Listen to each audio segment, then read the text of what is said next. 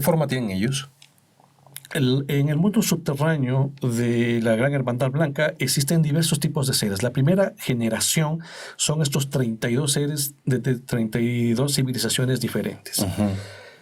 Te comenté la semana anterior que cuando hicimos la entrevista de que son 60 civilizaciones que visitan la Tierra, con diferentes aspectos, ¿no? Todos tienen un cuerpo antropomorfo, la gran mayoría, que significa extremidades, tronco y cabeza, pero puede variar la forma o la matriz de cuál fueron creados estos seres. Nosotros somos descendientes de los primates. Hay seres descendientes de las aves, hay seres descendientes de los reptiles, de los felinos, etcétera. Seres felinoides, reptiloides, aviares. O sea, diferentes formas. Los que procuran el contacto con nosotros son los más parecidos porque juzgamos de acuerdo a las apariencias. Si vemos a alguien distinto o alguien diferente, vamos a pensar que es malo y le tendríamos pues temor. Y hay un grupo de seres que no tienen ya cuerpo, son seres de energía. Seres que simplemente a través de su evolución pueden tomar la forma que ellos quieran. Pueden tomar la forma de una persona, de un animal, la forma que ellos quieran. Entonces, a veces, cuando se les ve a estos seres, no es la forma que realmente son, sino son seres de luz. En las experiencias que nosotros hemos tenido como grupo, el grupo Rama, que comenzó en el año 74, pero que también desapareció como organización en determinado momento, el año 91, ahora somos un grupo de amigos en torno a la experiencia de contacto, pues hemos tenido contacto con emisarios de la Hermandad Blanca, tanto en Egipto, ver aparecer una persona común y corriente normal, en el Perú, ¿no? Subiendo hacia el Paititi, ahí en la zona del Pantacoya. También era una persona muy normal, pero cuando fuimos nosotros a la Cueva de los Tallos, hemos tenido contacto con dos tipos de seres, ¿no? En una primera etapa que vivimos ahí en la Cueva de los Tallos, en la zona de Coangos, vimos unos seres de luz, unas esferitas, ¿no?, luminosas, que los shuaras le llaman Arutam. Para ellos Arutam puede tomar la forma que ellos quieran. Nosotros los vimos como unas esferas que tomaban diferentes formas. A veces en las fotografías salen como unas haditas, ¿no? O como unos seres luminosos ahí muy especiales, ¿no? Tal como el video que te envié, ¿no? Que lamentablemente veo que no se ha podido publicar y mucha gente dice pruebas, fotografías, y realmente sí he enviado bastantes pruebas que tenemos, ¿no? Sobre todo un video en alta resolución tomado por un grupo de cineastas. Esta fue la primera etapa de nuestra incursión al mundo subterráneo acá en Los Tallos, pero en una segunda etapa que nosotros que arrancó desde el año, la primera etapa, para aclarar, disculpa, comenzó desde el año 1993 hasta el año 2010, en donde hicimos alrededor de unas 9 expediciones a la zona de la Cueva de los Tallos en el oriente ecuatoriano. A partir del año 2010 hasta la actualidad, por recomendación de la Hermandad Blanca y de los guías extraterrestres, comenzamos a viajar a la zona de Tulipe, donde hay unas cavernas, donde también hay Cueva de los Tallos, y hemos tenido increíbles experiencias. Pero los seres que hemos visto ahí ya son diferentes, son seres que son muy altos, tienen un cuerpo antropomorfo como nosotros, como te decía hace un momento, pero su cabeza son como de aves, seres aviares, muy parecidos a aquellos que aparecen en la mitología, tanto sumeria como acadia, persa, hindú, porque estos seres se conocen en todas las mitologías, ¿no? Los seres aviares, cabeza de pájaros. Y ellos dicen ser custodios de tesoros acá en la zona de Tulipe, de tesoros increíbles que hemos tenido la oportunidad de ver y que algún día tenemos de contar cuando haya tiempo, porque te conté la otra vez solo la primera parte de nuestra experiencia, porque la segunda parte no te la hemos contado todavía. Y esa segunda parte me lo vas a contar hoy, ¿verdad? Si es que avanzamos, pero yo creo que el tema principal es justamente la Gran Hermandad Blanca. Pero justo déjame hacer una pausa allí, porque yo estoy en este momento en la coordinación, y ya que tocaste el tema, estoy en la coordinación para realizar un documental justamente sobre Tulipe. Me contactaron 2 personas. No voy a mencionar nombres porque no he tenido la oportunidad de conversar con ellos personalmente. Me contactaron vía WhatsApp. Quieren conversar conmigo porque dicen que en Tulipe, es un matrimonio, en Tulipe ellos han vivido varias experiencias muy raras, ellos no saben cómo describirles. Me dijeron que tienen en vídeo y en fotografías algunas cosas que fueron tomadas en la noche que no se ven bien porque es con un celular y la cámara de un celular no atrapa mucha luz, como todos sabemos, pero que quieren mostrarme todo eso y contarme todo ello. O sea que ya desde ahora estoy adelantando esto.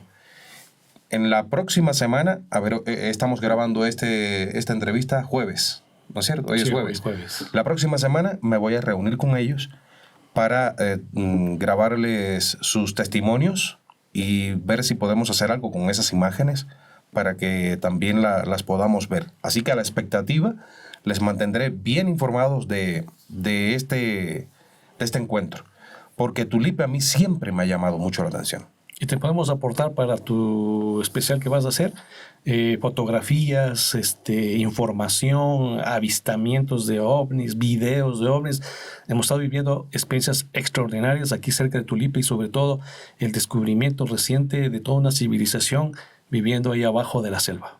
Sí, ya de hecho me dices aquí mismo en el noroccidente. Así es. Sí, yo de hecho saqué un documental sobre ese tema recientemente. Uh-huh. Es muy interesante lo que está ocurriendo. Muy interesante porque las nuevas tecnologías, como la tecnología LiDAR, están arrojándonos una serie de ruinas, de lugares que desconocíamos completamente. Y ahora parece que todo el planeta estaba habitado. La selva amazónica es increíble. La cantidad de sitios que se han descubierto en Ecuador, en Bolivia, en Brasil, en montones de lugares que nos están sorprendiendo. Ahora, recuerda que te quedaste ahí en Tulipe justamente. No quiero que te vayas de ahí, pero déjame hacerte una consulta. Desde esta perspectiva de la que tú estás argumentándonos en este momento, hay un vínculo muy estrecho con la teoría de los alienígenas ancestrales. Esta interpretación me hace pensar en los acontecimientos y línea cronológica de la Biblia, especialmente del Antiguo Testamento. La perspectiva que tú tienes es que la Biblia, te consulto, te pregunto, la Biblia, tal y como se lee o como se interpreta en la actualidad, es justamente, valga la redundancia, una interpretación mágica de antiguos sucesos tecnológicos. El problema de la Biblia, son varios problemas de la Biblia, más bien dicho, ¿no? Porque hay varios problemas con la Biblia. Piensa que es un libro maravilloso, con grandes revelaciones, con conceptos espirituales muy elevados, muy avanzados. Y también es un libro histórico, ¿no? Pero claro, primero tomemos en cuenta que el Antiguo Testamento fue escrito entre 600 y 700 años después de los acontecimientos. Uh-huh. Esto significa que fue transmitida la información de padres a hijos, de abuelos a padres, de padres a hijos. Y en el Nuevo Testamento igual, durante siglos. Y fue escrito, transmitido oralmente, uh-huh, y después se comenzó a escribir. Y el Nuevo Testamento fue entre 60 y 70 años después de los acontecimientos que se fueron escribiendo los libros. Uh-huh. Entonces ahí hay un problema. El famoso teléfono dañado, ¿no? Acontecimientos que eran muy normales se fueron agrandando, se fueron generando una proporción gigantesca y se fueron haciendo demasiado grandes de lo que realmente eran. Entonces ya tenemos un problema. El siguiente problema es que las interpretaciones de los diferentes idiomas, originalmente fue escrita uh-huh en arameo y después la traducción al griego, al inglés y a los diferentes idiomas. Y del griego al latín y de ahí. Un montón de problemas, o sea, un montón de malas interpretaciones. Se ha encontrado más de 1 millón de errores en las interpretaciones y en las traducciones. Comenzando por virgen, que no quiere decir virgen, se habla de muchacha joven, de chica joven. Esa es la interpretación original. Puedo hablar de un montón. Por ejemplo, cuando dice es más fácil que pase un camello por el ojo uh-huh de una aguja que entre un rico al reino de los cielos, la palabra exacta de camello era camelus. Y los que iban interpretando del arameo al griego no sabían qué significaba, entonces pensaron que era camello, y realmente camelus era una soga muy gruesa que tenían los hebreos para amarrar las embarcaciones. Entonces ya tienes otro problema. Y tercero, pues finalmente hubieron varias reformas donde se fueron sacando muchos de los conceptos de la Biblia y se fue acomodando. Entonces ya a nuestros días han llegado ya Biblias muy adulteradas, muy cambiadas, muy manipuladas, lamentablemente. Ahora, en el año 47, a orillas del Mar Muerto se encontraron un grupo de pergaminos, ¿no? Ahí en Qumran, que pertenecían a los esenios. Entonces, rato que se han puesto a interpretar todos estos libros, bueno, no se pusieron a interpretar, sino que prácticamente hubo una institución que compró todos los libros, que se llamaba l'École Biblique, que se terminó descubriendo que era una filial del Vaticano, de la Oficina de la Santa Inquisición, antiguamente, que es ahora la doctrina de la fe. Entonces ellos cogieron y metieron todos estos libros, diríamos, en el Museo del Libro en Israel, y nadie los podía ver. El problema era que antiguamente no existía la Biblia como nosotros la conocemos actualmente. Antiguamente existían los textos sagrados, y eran muchísimos, muchísimos. Inclusive muchos de ellos escritos por los propios evangelistas o por los profetas de antiguo. Entonces llegó un momento en el año 1300 más o menos de nuestra era, donde los padres de la iglesia decidieron hacer un análisis de cuáles son los libros verdaderos y cuáles son los libros que la cosa está media dudosa, media complicada. Creo que fue en el Concilio de Nicea. Exactamente. No, entonces Orígenes y San Agustín fueron los encargados de escoger cuáles eran los libros que realmente estaban inspirados divinamente y cuáles son los que no. Entonces, de acuerdo al criterio de ellos, a la concepción, a su mentalidad, cogieron y dijeron, estos libros, 72 de ellos son la Biblia original. Es el canon. Los libros canónicos. Y este montón de libros, los apócrifos. La cosa está bien confusa, no entendemos nada, está bien. O contradice esto. Exactamente, y los llamaron los libros apócrifos, pero lamentablemente todos esos libros los escondieron, los guardaron y nadie los podía ver. La palabra apócrifo, terminó siendo un sinónimo de oculto. Hasta que aparecieron los rollos del Mar Muerto en el año 47, donde estaba una Biblia completa, original, sin adulteraciones, escrito por los esenios, que era una secta judía que existió 120 años antes de la existencia de Jesús, y que ellos esperaban la llegada del Mesías, y viendo que los fariseos eran hipócritas y sepulcros blanqueados, abandonaron Jerusalén y se fueron a vivir a orillas del Mar Muerto en una vida monástica, y eran escribas. Esos se dedicaban a reproducir los textos sagrados manualmente, porque en esa época no había copiadores. Entonces ellos guardaron los textos, y estos textos eran unos originales de los antiguos y de los nuevos. O sea, era un tesoro pero invaluable, pero lamentablemente lo escondieron. ¿Quién lo escondió? La Iglesia Católica. Entonces uno se pregunta y dice, ¿qué había en esos libros para que los hayan escondido? Entonces, por ejemplo, tú coges el libro de Enoc, ¿no? Y ahí pues habla de Enoc, que fue un hombre santo y que fue llevado fuera de la tierra por unos ángeles, por unos nefilim, y que visitó otros mundos. Visitó y vio otras ciudades y otros seres y otras realidades, y fue devuelto a la tierra en cuerpo y alma. O sea, es una cosa de locos, ¿no? Entonces hay otra parte donde Lamec, ¿no?, le dice a su esposa Barinoch, esposa mía, ¿el hijo que tú llevas es hijo mío o hijo de los guardianes y vigilantes de mundos? Con lo poco que se sabe, te escandalizas y te quedas pero impresionado. Imagínate qué más habrá.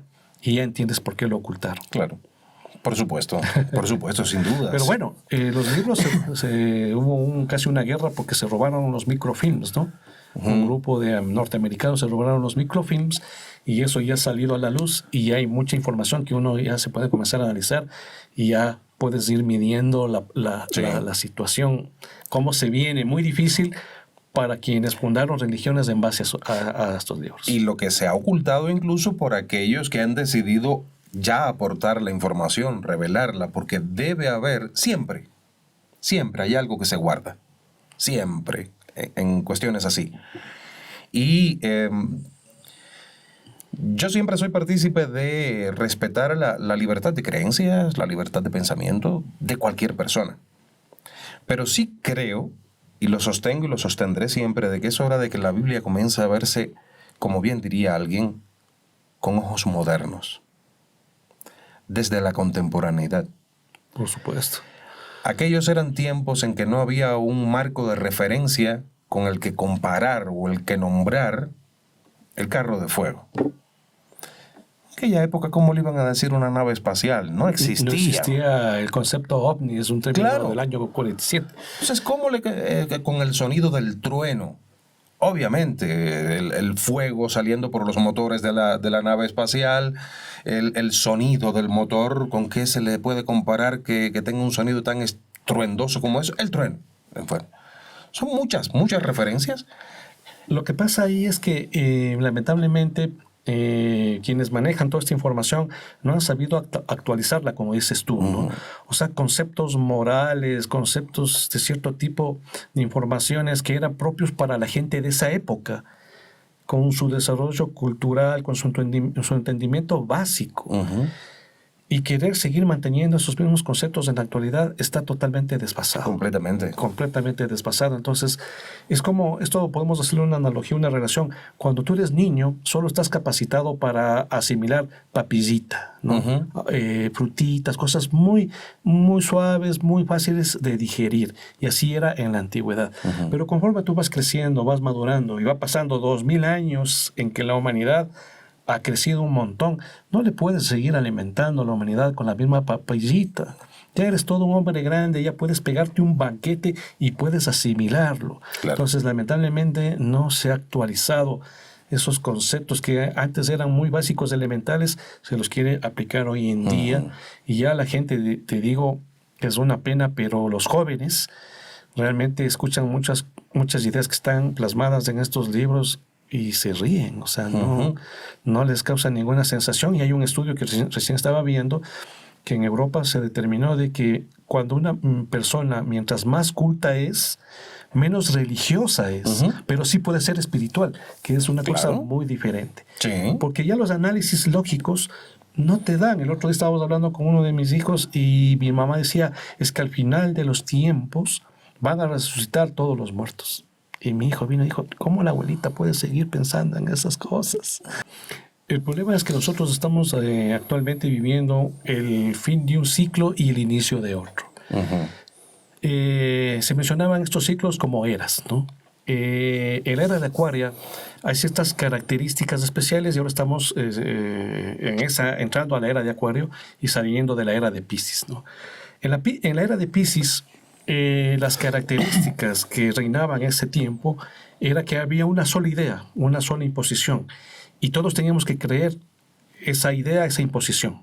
Y si es que no creías en esas ideas, esas imposiciones, simplemente eras llevado a la hoguera o quemado, eras perseguido.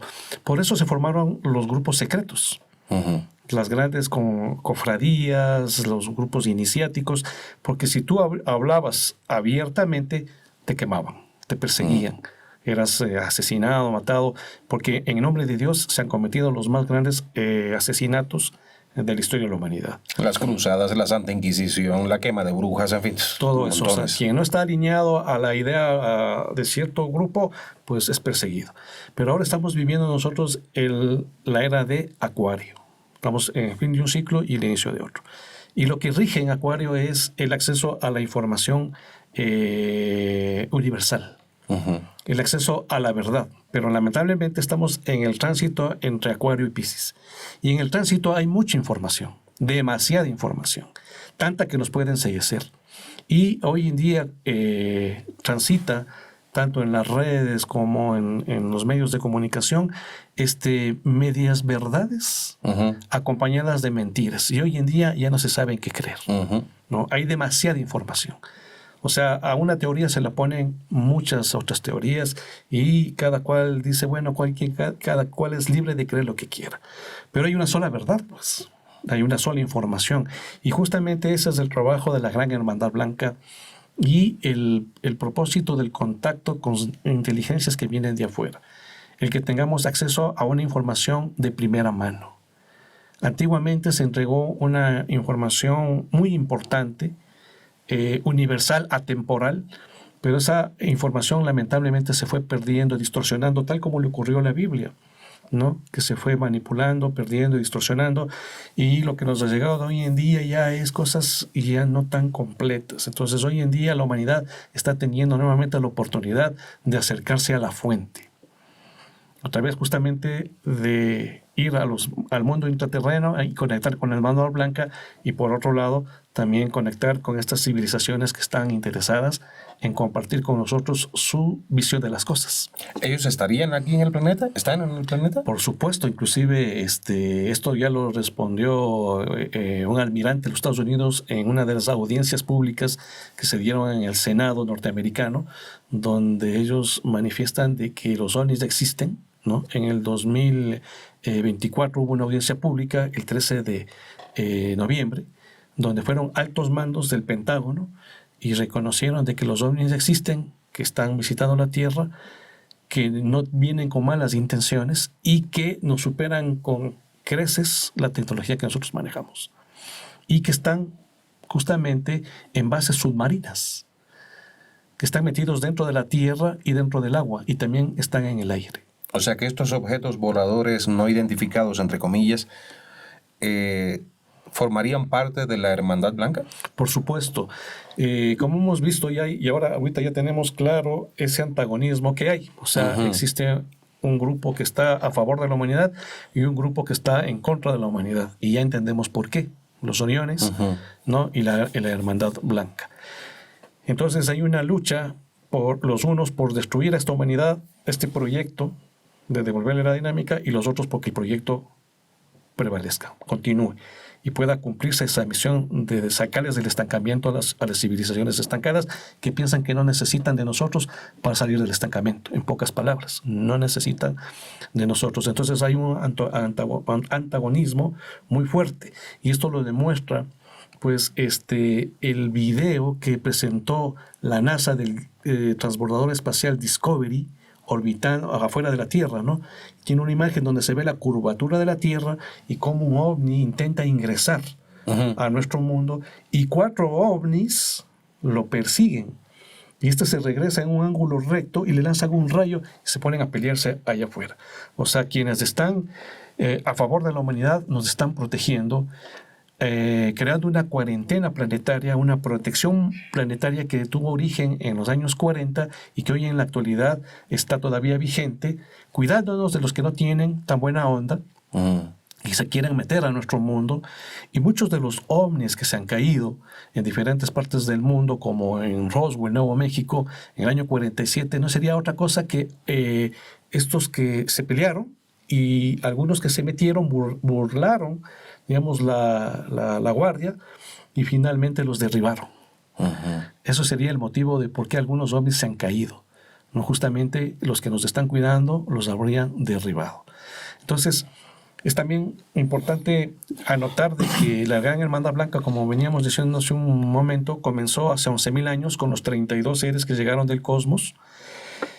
Eso fue la primera generación. Ellos fueron entrenando y llamando a cierto grupo de atlantes que lograron un nivel alto de evolución y de conciencia, como Tot el Atlante, otro Atlante famoso Noé, ¿no? Otro Atlante famoso Merlín, el mago Merlín.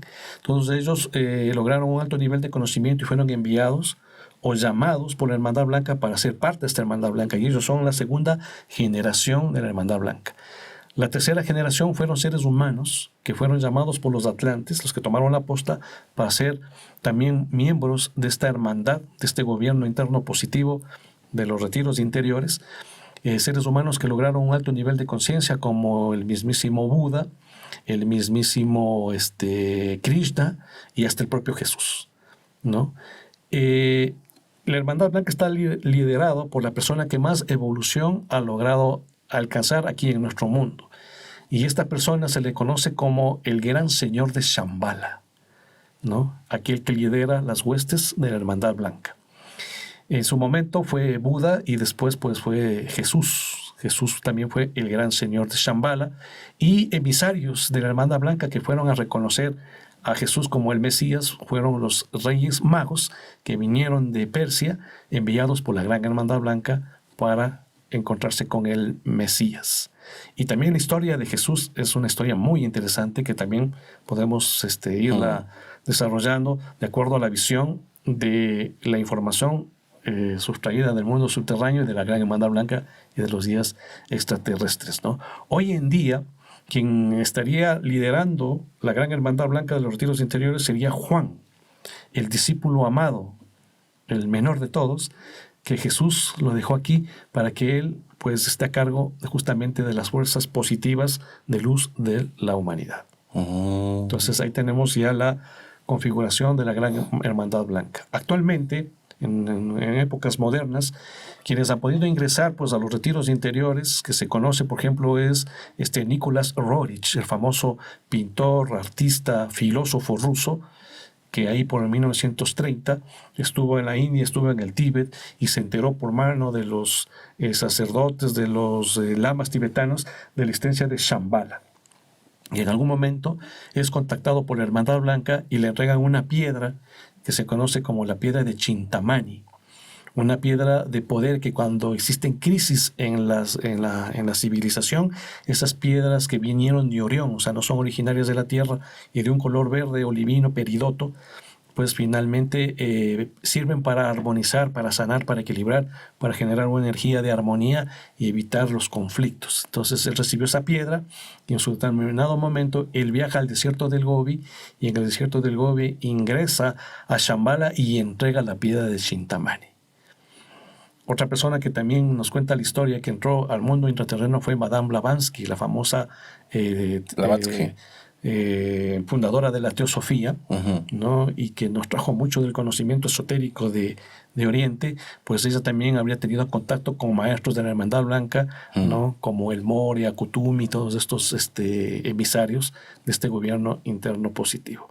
Y hoy en día, pues parte de la experiencia de contacto y de los objetivos que nosotros comenzamos a vivir desde el año 74, acá en el Ecuador desde el año 88, fue viajar a los retiros interiores y tener conexión con la Hermandad Blanca para recibir el conocimiento y la historia de la humanidad, que es un poco lo que estamos ahora justamente hablando. ¿Cómo se establecen estos contactos, Rafael? ¿Ellos se manifiestan físicamente? Sí, claro, ellos se manifiestan físicamente. La forma de comunicarse que ellos tienen con la humanidad es a través de la telepatía. Estos seres sí pueden hablar, pero prefieren utilizar esta percepción extrasensorial que todos tenemos, dicho sea de paso, y que no la hemos desarrollado porque no nos han dicho que existe, y peor aún de cómo podríamos llegar a estimular. Pero es una forma de comunicación mucho más profunda porque nosotros estamos acostumbrados a decir una cosa, pero a pensar otra. Todos le llamamos diplomacia, pero en el fondo sabemos que es hipocresía. Pero cuando tú desarrollas la telepatía, es una forma de comunicación que no solo captas lo que la persona está pensando, sino también captas las intenciones de la persona. Entonces es una forma de comunicación muchísimo más profunda y ellos prefieren comunicarse de esa forma. Para que la telepatía exista se necesita un emisor y un receptor, así como la radio, ¿no? Uno que emita ondas y el otro que reciba las ondas. El que más esfuerzo hace es el que emite las ondas mentales, ¿no? Es el que más esfuerzo hace. El otro, el receptor, tiene que simplemente sensibilizarse y captar las ondas mentales. Lo importante es generar una sintonía y una afinidad, así como cuando uno escucha la radio y quiere sintonizarse con determinada radio, tienes que poner la frecuencia para coger esa onda. Asimismo, para sintonizarse con estos seres, para que sea la comunicación más fácil, necesitas tú elevar tu vibración, porque ellos vibran más alto que nosotros. Y ellos de alguna manera hacen un esfuerzo en bajar un poco su vibración para que se encuentre la sintonía. Entonces, tú captas no solo lo que el extraterrestre te está emitiendo o enviando como onda mental, sino percibes sus intenciones, su vibración, inclusive llega a ser tan profunda la comunicación telepática que mucho de las emociones y sentimientos que tiene la persona también lo vas captando. Y hay una variedad de telepatía que se llama la psicografía. O sea, tú estás totalmente consciente, estás totalmente presente, no estás en tránsito, no estás dormido, sino estás totalmente consciente y tienes ideas que vienen a tu cabeza. Hay que trabajar mucho en el tema de la meditación para que puedas tú discernir entre tus pensamientos y los pensamientos que vienen de afuera. Y finalmente la psicografía es una forma de comunicación telepática, pero es tanta la energía que se emana que nuestro cerebro actúa como una suerte como de terminal de impresión, donde uno todo lo que está recibiendo en ideas las plasma en el papel y lo escribe. Eso se llama psicografía. Entonces es una forma también de comunicación. Ellos también utilizan el plano astral, que es a través de los sueños como un mecanismo de comunicación. Es muy probable, de hecho ya ha ocurrido, creo que en la anterior entrevista, de que hay algunas personas que quieran acercarse, tener este tipo de contacto. ¿Esto funciona de esa manera o la Hermandad Blanca es la que dice quiénes tienen que acercarse? ¿Cómo funciona eso?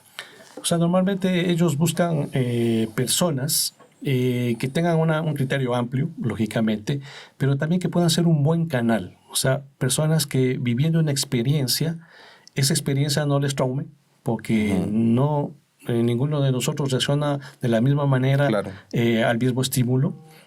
Para uno puede ser una experiencia X, un trauma, y para otros puede ser algo muy positivo. Entonces tienen que ser personas sanas, equilibradas, no gente común y corriente, pero que sí sea de mente abierta y pueda pensar que esto puede existir y dar la posibilidad de que se pueda materializar. Y sobre todo, buscan personas que puedan llevar este mensaje y compartir con los demás. Porque todo esto conlleva un riesgo, todo esto conlleva un sinnúmero de problemas, ¿no? Hablar de estos temas y de una forma tan abierta no es tan fácil. O sea, tú puedes estar sometido al ridículo, puedes estar sometido al desprestigio, a la burla, ¿no? Y decir que eres un charlatán, que eres un alucinado, etcétera, y puedes caer en ese terreno. Entonces hay que tener bastante bien claras las cosas como para poder hablar de estos temas y en la profundidad que estamos haciendo nosotros ahora. Entonces, uno de los requisitos es vivir experiencia, pero ¿para qué? Para que puedas compartirla. ¿De qué sirve que tú tengas una experiencia de contacto directo con estos seres, pero por temor al ridículo y al desprestigio, no la cuentas? Claro. Te quedas solo con la experiencia para ti y no trasciende, no hay una repercusión. Entonces necesita justamente eso, ¿no? El poder comunicar.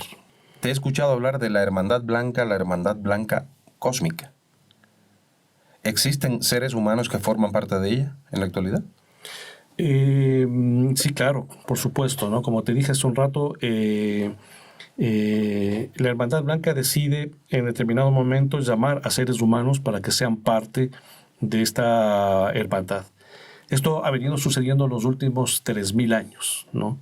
Tenemos, como te dije hace un momento, el Buda, ¿no? Claro. Siddhartha Gautama, Krishna, el propio Jesús, y personas que han logrado justamente un nivel determinado de desarrollo espiritual, son llamados para ser parte Pero bueno, en la actualidad de la Hermandad Blanca. Y en la actualidad, grupos de contacto y otras agrupaciones están siendo llamados justamente a ser parte de la Hermandad Blanca, a encontrarse con la Hermandad Blanca, a participar. Inclusive hay una expectativa por parte de esta hermandad de que ese puesto 33 que está pendiente lo ocupe justamente esta humanidad, el momento de que ese conocimiento se llegue a compartir, ese conocimiento se termine de entregar, porque mucho se ha recibido, pero todavía falta bastante por recibir, y es un proceso que se está haciendo de a poco.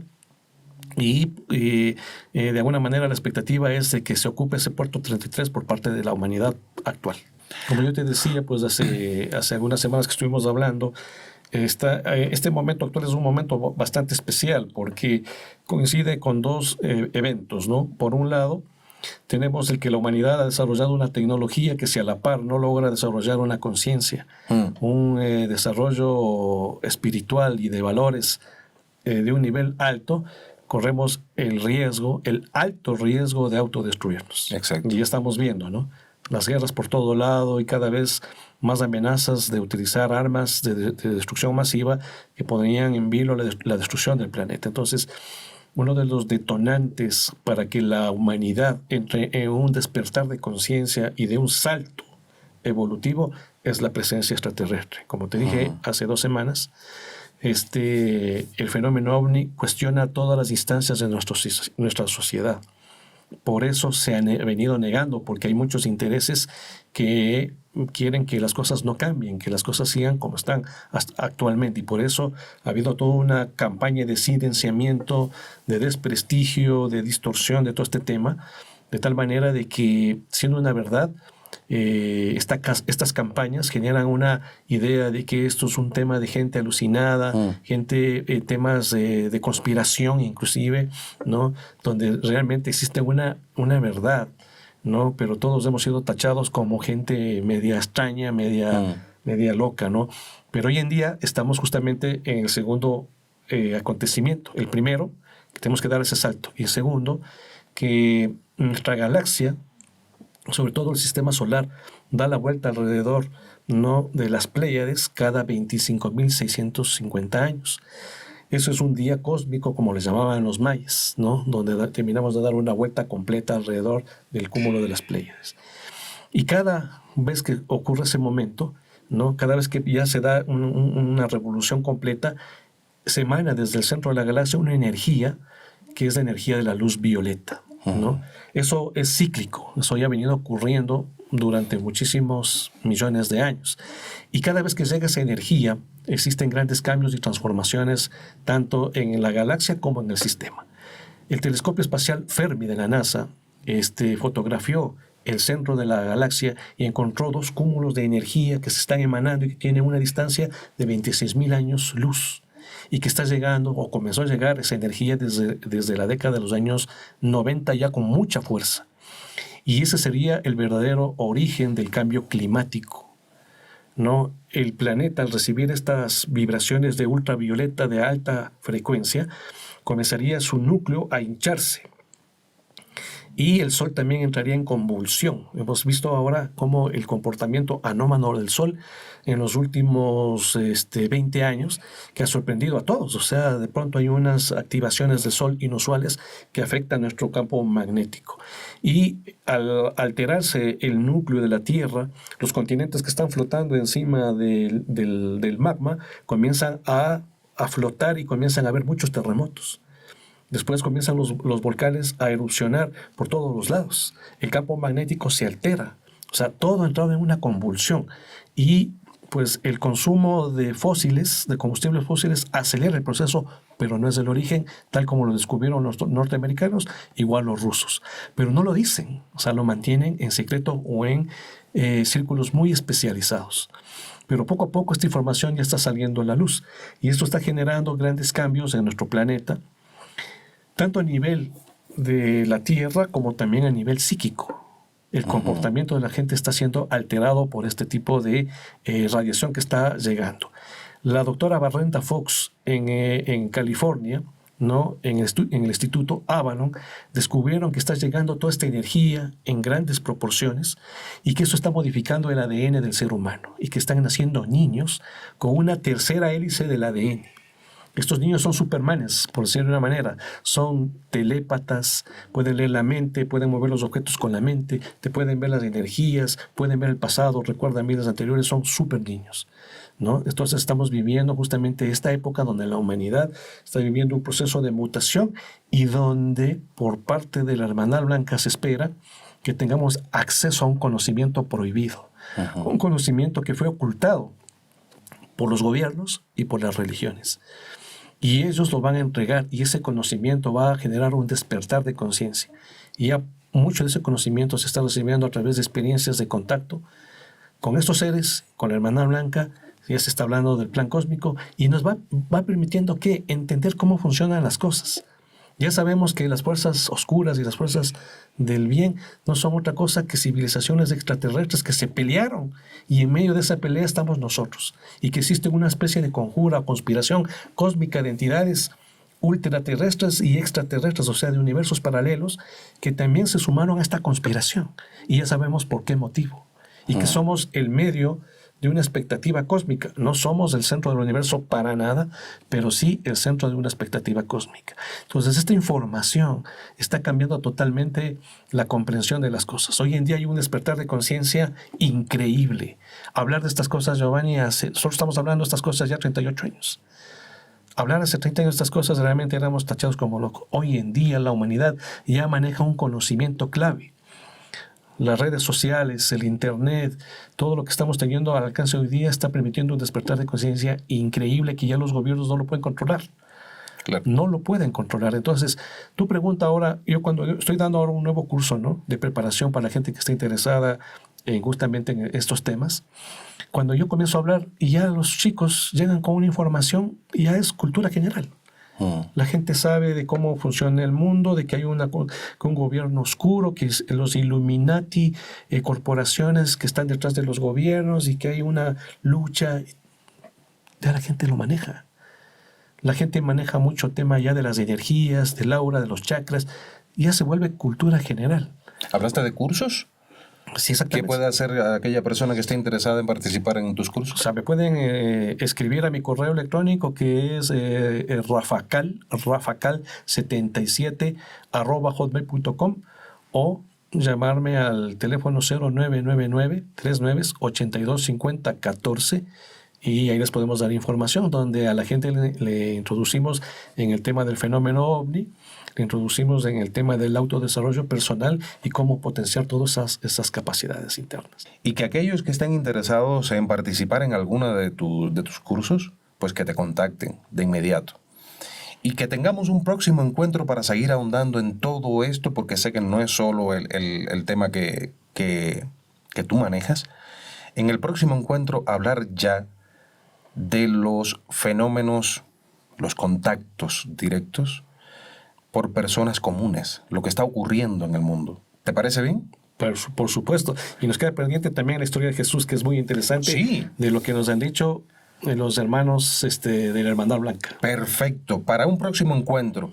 Y ya está abierto también el canal de comunicación con Rafael para todos aquellos que quieran tener ya contactos más directos y aprender un poco de todo esto que él tan amablemente ha tenido la gentileza de compartir con nosotros.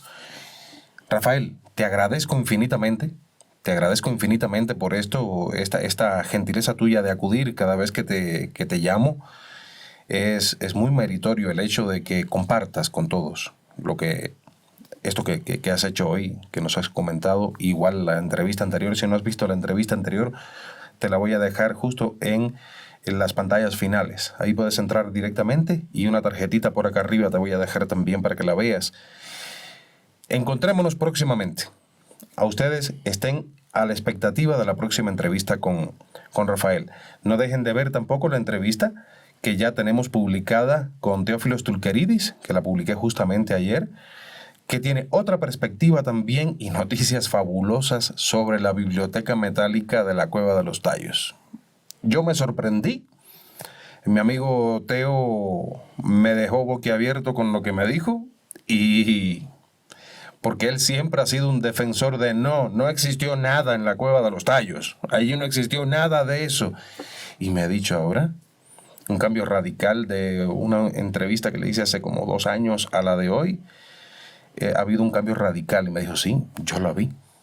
Estamos viviendo la época de la gran revelación, donde vamos a tener acceso a una información increíble, y justamente lo que me cuentas de todo lo que está pasando a Teófilo, que estuve con él en la Cueva de los Tallos, y era un escéptico, pues definitivamente ya es una señal de que eso está ocurriendo.